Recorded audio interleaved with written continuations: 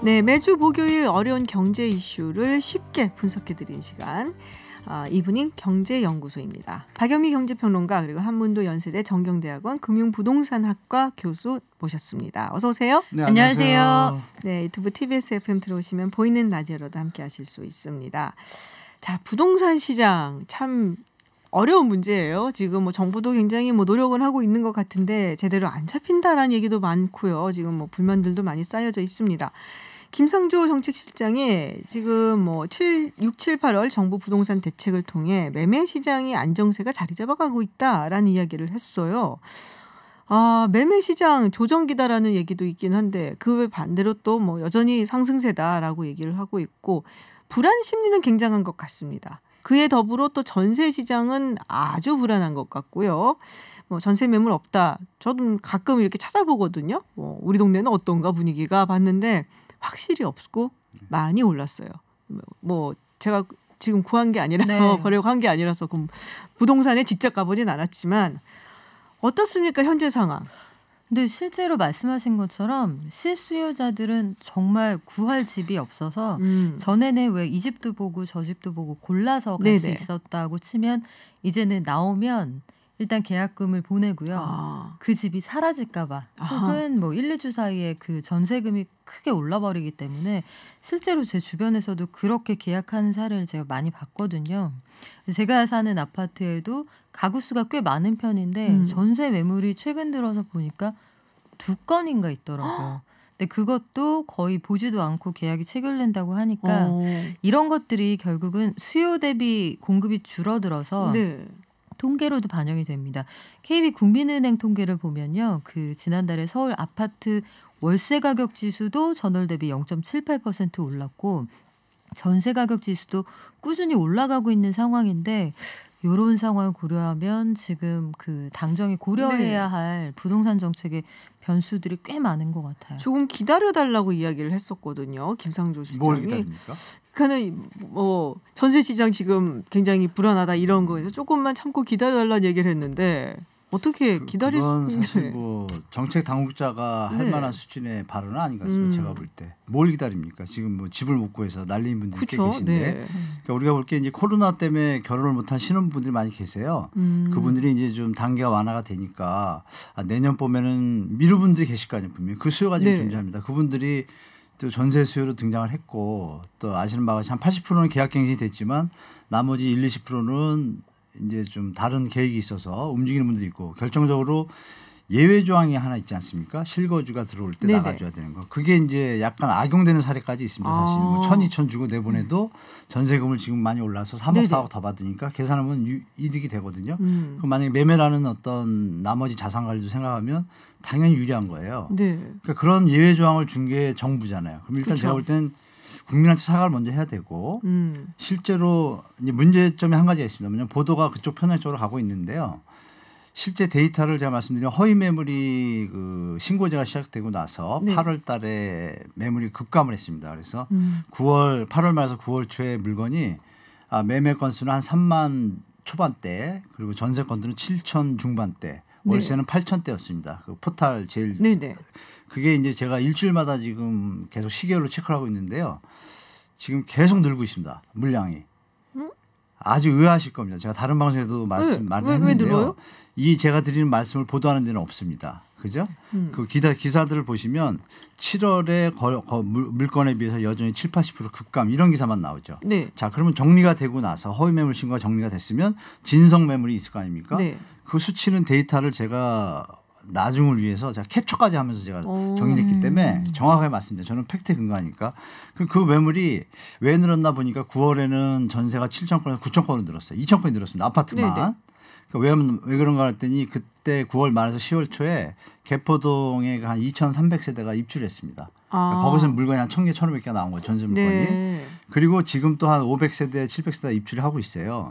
그런 부분들에 대해서 지금 언론들이 지금 문제가 있죠. 그런 걸 좀 해주면서 어떤 공급이 어디 되고 있다. 전세가 좀 많을 거 아닙니까? 근데 지금 이제 아까 평론가님 말씀하신 것처럼 교통이 좋고 희소성이 좋고 1,000세대 대단지는 누구나 가고 싶어하는 곳이지 않습니까? 그럼 아까 말씀 올린 필수적인 유효수요인 신혼부부나 이런 분들은 거기밖에 정보력이 좀 부족하시니까 거기부터 가시게 되죠. 그렇죠? 그런 것이 겹쳐 있어서 어느 지역에서 벌어지는 현상들이 마치 서울이 전부인 것처럼 보도가 90% 이상이 나오고 있어요. 그래서 제가 지금 첫 번째 어느 방송 한번 말하고 이게 이제 두 번째인데요. 지금 언론에서 네네. 말하는 게. 그래서 제가 데이터를 정리해서 기자분들한테 지금 드리려고 합니다. 그래서 그걸 가지고 명확하게 어느 지역은 국지적으로 선호 지역이 있고 비선호 지역이 있지 않습니까? 선호 지역은 당연히 모자르죠. 왜 신혼부부들이 그동안 기다렸고 또 전세자금 대출 정부에서 팍팍 해주고 또 월세 뭐 지원한다 이런 정책의 어떤 기조 때문에 저금리 유동성도 무시 못하잖아요. 네네. 이런 게 종합적으로 나타나서 정확한 것은 이 정부의 대답은 진짜 책임성 없는 발언이고요. 제가 같은 이런 팩트들을 직원들 써서 활용해가지고 정보들을 좀 시장에다 주면 그나마 불안감 아까 얘기하신 거를 좀 완화시킬 수 있고 과도기는 어쩔 수 없잖아요. 그걸 좀 완화시키는 그런 좀 활동들을 했으면 좋겠습니다. 기다려달라는 말은 너무 무책임한 말이고 지금 그래도 보니까 이런 식으로 다른 곳에 전세 물량들이 있으니까 이런 정보를 국민들한테 줘서 다른 곳으로도 찾아갈 수 있도록 그걸 좀 조정하는 노력을 좀 더 적극적으로 해야 된다는 말씀 같은데 맞습니다. 네, 지금 저금리 얘기를 하셨단 말이에요. 김현미 장관이 저금리 때문이라는 말을 또 했어요. 그런 말씀을 안 하셨으면 좋지 않았을까. 이게 실수요자들 입장에서는 제가 교수님 해주신 말씀에 조금 더 얹어서 말씀을 드리자면 이게 항상 정부가 그동안 해왔던 여러 가지 얘기를 보면 지금 전체 가구 수 대비 주택의 공급량은 적지 않다 등등의 얘기를 하고 있잖아요. 그런데 사람이 가서 출퇴근이 가능한 직주 근접에다가 애들을 키우면서 오랫동안 터를 잡고 살 만한 지역을 선호하게 된단 말이에요. 그렇다면 거기에서 벗어난 지역은 선호도가 아무래도 떨어지겠죠. 그래서 실질적으로 물량이 100개의 물량이 산재에 있는 것보다 50개가 원하는 데 공급되는 게 훨씬 중요하거든요. 지금 제가 속해 있는 한 커뮤니티의 사례를 말씀을 드리자면 잠실에 실제 어떤 상황들이 벌어지고 있냐면 대단지 아파트들이 많잖아요. 그렇죠. 전세로 한 7억 원 정도 되는 아파트예요. 여기 지금 실거주하고 있는 사람인데 집주인이 이제 반전세로 9억에 100만 원씩을 주거나 아니면 전세를 12억을 달라는 거예요. 그렇다면 정부가 얘기하고 있는 그 룰에 어긋나는 거잖아요. 그러면 아니 이거 정부가 얘기하는 그 룰에 어긋나지 않습니까? 한 번에 올릴 수 있는 최대치로 훨씬 벗어나는 건데 그래서 난 신고하겠다 하면 이제 집주인이 이렇게 나오는 거예요. 그러면은 난 들어가서 살 수 있으니까 나가라. 난 실거주할 수 있는 나의 권리를 행사하겠다 하고 집주인이 실제로 들어가거나 아니면 들어가서 살겠다고 하고 새로운 세입자를 구할 수 있는 환경은 얼마든지 조성이 돼 있다는 거예요. 왜냐하면 여기에서 이미 살고 있는 그 거주자들은 보통은 애가 학교를 다니고 있기 때문에 맞아요. 다른 데로 옮겨져는 다른 데로 이 생활 터전을 한 번도 옮길 수가 없어요. 그쵸. 제가 애를 키워보니까 거주 이전의 자유는 어린이집 다닐 때까지만 있더라고요.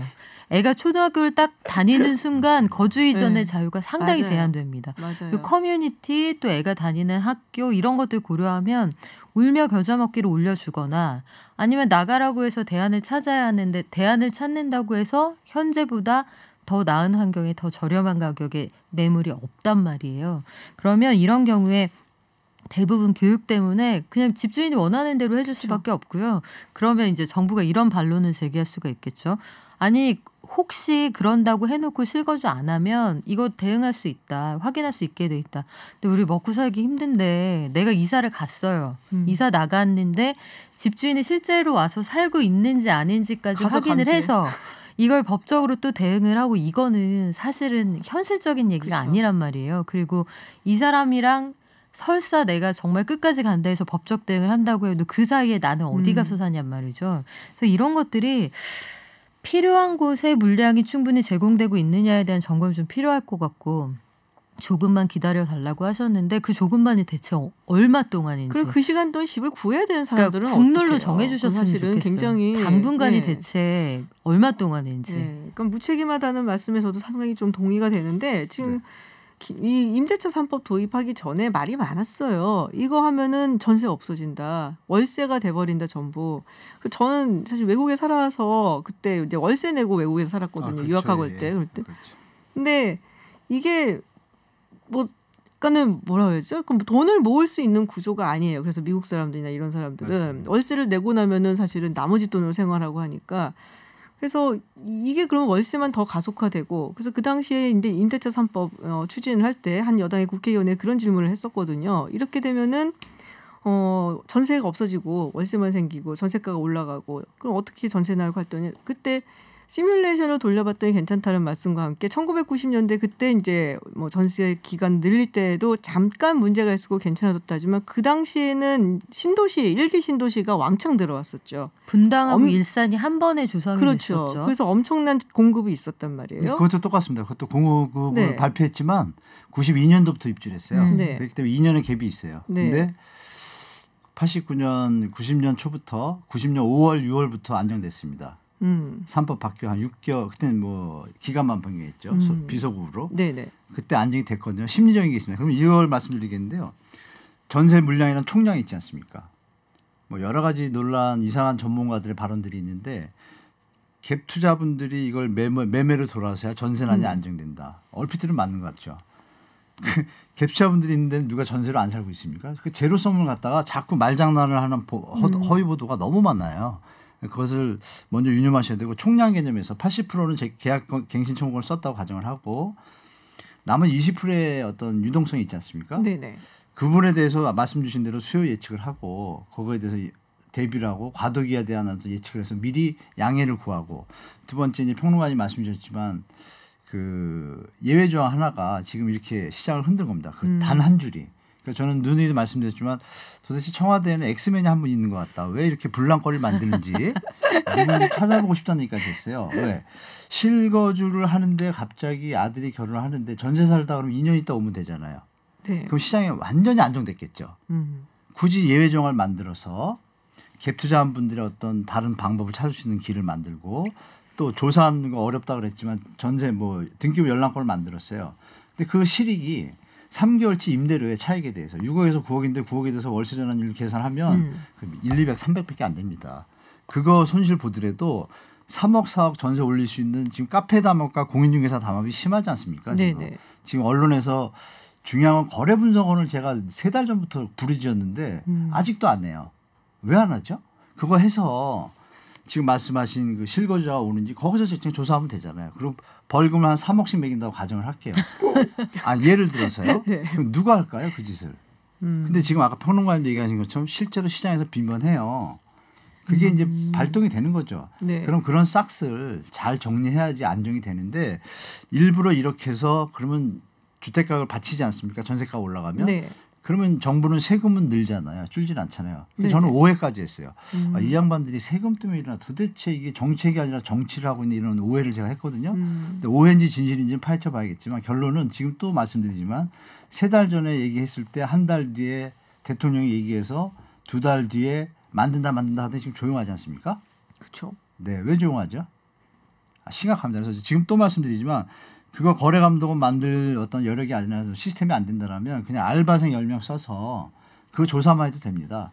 그리고 말씀드린 딱 한 조항 시행규칙에 넣어서 그런 허위 거래나 그런 담합 거래에 대해서 포상금을 3억짜리 하나 둔다고 가정을 할게요. 신고하면? 네. 그러면 하라 그래도 못한다. 이게 저 일벌 100개주의 어떤 그 시스템이 작동을 합니다. 네. 죄수의 딜레마처럼 근처에 있는 사람 무서워서 못합니다. 그럼 그런 현상이 잦아지면 자연적으로 심리도 좀 안정이 되고 이런 현상이 이어지면서 공급까지 이어지는 분양 이제 사전 분양하지 않습니까? 이렇게 네. 순환하게 되게 가는 시나리오나 프레임을 갖다가 정부에서 제공을 하고 가이드를 할 생각을 안 하고 아까처럼 아 죄송합니다 기다리면 됩니다 이런 아주 수준 낮은 만약에 아들이 아버지 자 등록금 없어요 주세요 그러면 기다려 이런 소리랑 똑같은 겁니다. 아들은 죽겠는데 그러니까 네. 제가 볼 땐 지금 정부에 계신 분들이 지금 약간 방심하시고 계신 것 같아요. 공급량을 기대하고 그럼 2년 동안 어떤 일이 벌일지 모릅니다. 그래서 제가 볼 땐 심각하게 고민하셔야 된다고 좀 말씀드리겠습니다. 이게 이어져서 내년 선거가 영향이 됩니다. 이게 이제 버블 현상이나 어떤 허위 현상이 가중화돼 가지고 네. 언론 보도에서 동시에 다발적으로 하면 젊은이들 입장에서 그 보도에 따라서 심리적인 불안이 오게 되고요. 네. 그러면 이제 선거에 영향을 끼치지 않습니까? 그러면 정부는 그때서 또 뭐 징벌적으로 또 싸우고 이렇게 안 좋은 쪽으로 자꾸 가게 돼요. 그래서 제가 볼 때는 지금 조용하지만 힘들 때 좀 머리 맞대 가지고 대책을 아까 말씀 주신 그 실거주 그 조항 없애도 문제 없거든요. 네네. 저는 그런 걸 좀 권유하고 싶습니다, 솔직히. 네. 재산세 이야기를 조금 해볼게요. 이견이 조금 당청이 있었는데 이 공시가격 6억 원 이하 주택만 재산세를 감면해 주는 것으로 지금 가닥을 잡았습니다. 이건 이제 중저가 주택이라고 얘기한 거잖아요. 6억 원 이하. 자, 이게 뭐 세 부담이 그러면은 많이 주는 것인지. 네. 일단 그 재산세에 관해서는 뭐 갑론의박이 있고 여러도 반분되고 있습니다만 정부안은 이렇습니다. 부동산 공시가격을 앞으로 10년에서 15년 동안 꾸준히 올려서 시세의 적어도 90% 수준까지는 맞도록 조정하겠다. 근데 이 방향은 맞죠. 왜냐하면 그동안은 받아야 할 세금을 안 내온 거. 그러니까 받아가야 할 만큼 충분히 받지 않았던 게 사실이에요. 근데 문제는 지금 코로나19 상황 이후에 경제 사정이 굉장히 안 좋아져서 여론이 좀 악화될 수 있는 요인이 있다는 거랑 최근 2년 사이에 집값이 생각보다 많이 올랐기 때문에 실제로 이 1주택 실거주자이면서 한 집을 오래 사셨던 분들도 세부담을 체감하는 속도가 굉장히 빠르다는 거예요. 정책의 저항이 그런 부분에서 나타나는 것 같은데 세금이 줄어들긴 줄어듭니다. 2021년부터 3년 동안은 한시적으로 시행하는 그런 제도거든요. 공시가격 기준 6억 원 이하니까 실거래 가격 기준으로는 한 9억 원 언저리 되겠죠. 그 이하가 될 텐데 이런 주택의 재산세율은 과표 구간별로 0.05%포인트씩 내리겠다. 실제로 예를 들어서 말씀을 좀 드리자면 공시가격이 1억 원인 주택이 있다고 하면 연간 재산세가 한 6만 원 정도 나오거든요. 근데 이게 만약에 요 안대로 내년부터 시행이 된다고 하면 절반인 최대 3만 원을 깎아주는 그런 방식이에요. 공시가격이 만약에 2억 5천만 원 이하의 집이다 하면 최대 7만 5천 원 정도, 공시가격이 뭐 5억 원 이하다 하면 연간 최대 한 15만 원 정도 감면이 되는 거라 아주 생활의 살림살이가 나아질 정도의 감면폭은 아닙니다만 감면한 효과는 분명히 있을 거예요. 반면에 이제 3년이 지난 이후에는 무조건 똑같은 세율로 조정이 다시 되는 거고 90%까지 공시가격을 맞추게 되면 세율의 조정이 없어도 내는 세금은 자연스럽게 올라가게 되잖아요. 그러니까 이런 것들을 총체적으로 고려해서 여당에서는 이런 방식으로 가면은 민심이 좀 어수선하다라고 해서 9억으로 좀 완화하자는 얘기가 나왔던 건데 문재인 대통령의 의지가 강력했다고 합니다. 그 공시가격 9억 원 이하까지 포함을 하면 실거래 가격으로 12억, 13억 하는 집까지 포함이 되기 때문에 이거는 서민들의 주택으로 볼 수 없다. 이게 청와대의 결론이었다고 하네요. 그러니까 뭐 어쨌든 말씀하셨던 것처럼 공시가격이 계속 올라가게 되고 90%까지 맞춘다고 한다면 재산세가 좀 이제 부담이 좀 늘어날 수밖에 없는 그런 상황이긴 한데 그런 말씀도 하시는 분들 많아요. 내가 1주택자인데 내가 이 집에서 그냥 오래 사는데 내가 집값 올렸냐 그런 말씀하시는 분들 되게 많거든요. 근데 우리가 정확히 데이터를 좀 크게 볼 게 한 가지 있는데요. 그 2019년 말 기준으로 공시지가 6억 이하의 그 주택이 전국에 91주택자죠. 세금을 내야 되는 분들 재산세니까 그분들이 94%입니다. 해당자가 6%만 아까 말씀하신 시세 9억 이상이에요. 그렇기 때문에 또 공시지가 9억으로 하면요. 5%만이 해당됩니다. 사실 최상이죠. 그렇죠. 그러니까 그 정도는 노블리스 오블리로 낼 수 있는 여력이 되는 분들이고 갭 투자한 분들은 부담이 있겠지만 그렇지 않은 분들은 크게 부담 안 되고 실제로 데이터에도 여론조사도 나옵니다. 공시지가 현실화에 대해서 1주택자 그러니까 주택을 가지신 분들이 다 반대할 것 같지 않습니까? 전혀 안 그렇습니다.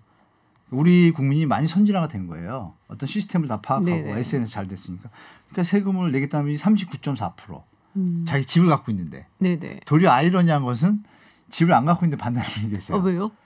그게 이제 뭐 여론조사가 조금 문제가 있겠죠. 하여간 뭐 그렇게 좀 판단해 주시니까 제가 볼 때는 지금 해당되는 분들이 많이 부담돼서 마치 전 국민이 막 피해를 보는 것 같은 느낌이 전혀 아닌데 과다하게 보도된다. 예를 들어서 다르게 표현하자면 이건 충분히 내야 된다라는 보도가 정상이라고 봐요. 저는 개인적으로. 그 오래 사시고 근데 또 결정적으로 또 한 가지가 지금 3년 동안 유예를 하지 않습니까? 그 공시지가 현실화율이 지금 단독은 53%인데 현재 시세에 비해서요.